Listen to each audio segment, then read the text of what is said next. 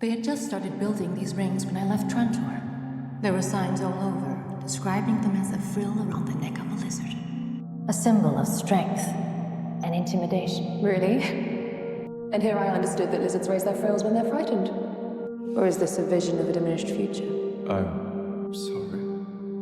The orbital rings adorning this world are impressive, but surely there are more efficient ways to launch payloads into space. When ruling a realm so large, evoking awe often trumps efficiency. Nevertheless, one wouldn't want to misinterpret them as an overcompensation for weakness.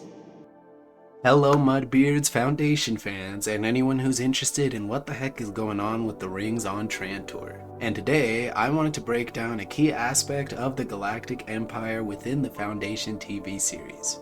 See, in a lot of sci-fi, we happen to get a glance at a lot of planets that are completely covered by technology, some going several layers deep. Most of these completely covered worlds are what's known as an ecumenopolis. But something interesting that the Foundation TV series brings to the table is something known as the Star Bridge, which we'll not really talk about here, but the Rings of Trantor, which is a set of orbital rings that surround the entire planet. In a very flashy grand display, it seems like this is a show of the Empire's prowess. However, if you watch the series, you'll know that this is actually a big sign of the Empire's decline. But how could something so beautiful be a sign of something so grand eventually crumbling down? Well, I honestly couldn't tell you, because I couldn't really comprehend the logistics of seeing why a star bridge, which is a singular thing that goes straight up from the planet, would be more complicated to craft than the rings surrounding the entire planet that are constantly rotating. However, thankfully, there are people online who are smarter than me, so I went ahead and asked them and tried to figure out a very solid answer to what the rings around Trantor actually do and what they symbolize as a whole. So in this video, we're going to be going over some of what the internet has to say about the rings of Trantor. One user by the name of Other Explanation 584 went ahead to say, "From an engineering point of view, it isn't clear to me that the rings would be any easier to build than the space elevator, probably about a similar level of difficulty. However, the space elevator probably needs constant maintenance to keep going. The sort of tensions it has to endure are considerable, and the elevator itself has movable parts that would suffer in wear and tear.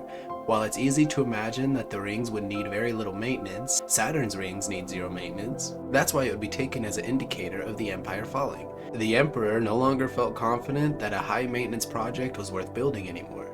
Another user by the name of William Dallas goes on to say, "The first of the Genetic Dynasty, Cleon the Dreamer, built a star bridge during the end of his reign.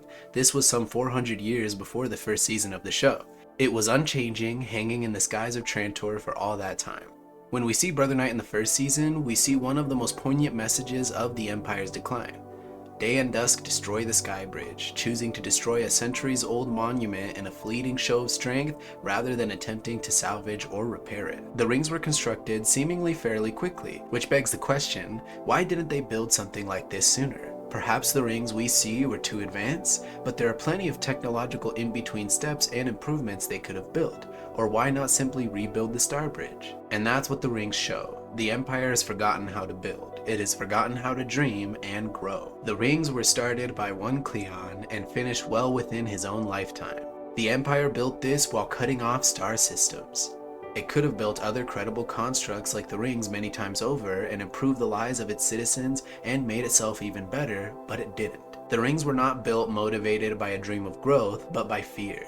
The rings are there for the Empire to say, "I'm still here and I'm still important." But as it often goes, those who thump their chests and rattle their sabers the loudest are also the most insecure and the most afraid. A user by the name of Riku1186 adds on, "The rings are meant to be more impressive to show off how great they still are. But, as Sareth and Rue's conversation pointed out, it is like when a lizard unleashes its frill.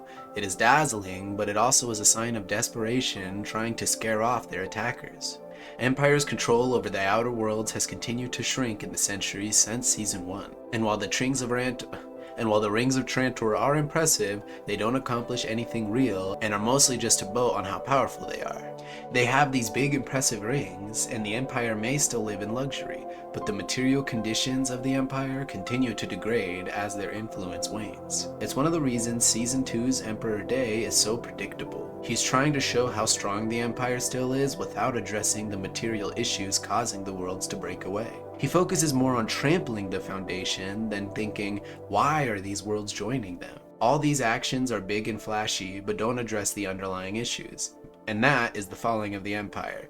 They have all these impressive monuments, but no actual ability to fix these things. They just sit by as things continue to fade. From revved up like a Deuce 86, the rings are, from an engineering standpoint, much more complex than a space elevator. Building, powering, and or moving an object with a diameter greater than the planet it's orbiting, without falling into the gravity well of said planet, is truly a feat. Like the first commenter indicated, the rings are more of a social failing than technological. Empire is turning inwards for hope. It's abandoning the change and dynamism found, usually on frontiers, indirectly reconsolidating the stagnation that led it down this path. Another user added on that they also serve as a metaphor for the entire season, wheels within wheels. And we actually have one final theory here that refers to the book specifically, so if you don't want any potential hints, then feel free to tune out now. But a user by the name of Communist Twerking states that my guess is the writers are planning to have the rings collapse and fall on the planet during the eventual collapse of Trantor. In the book, the space elevator collapse happens during the sack of Trantor. But since the show writers already used this idea for the Starbridge attack, they'll probably want something even bigger for when the Empire finally falls. And have no doubt, at some point, within Season 3, or should the series keep going, the Empire will fall.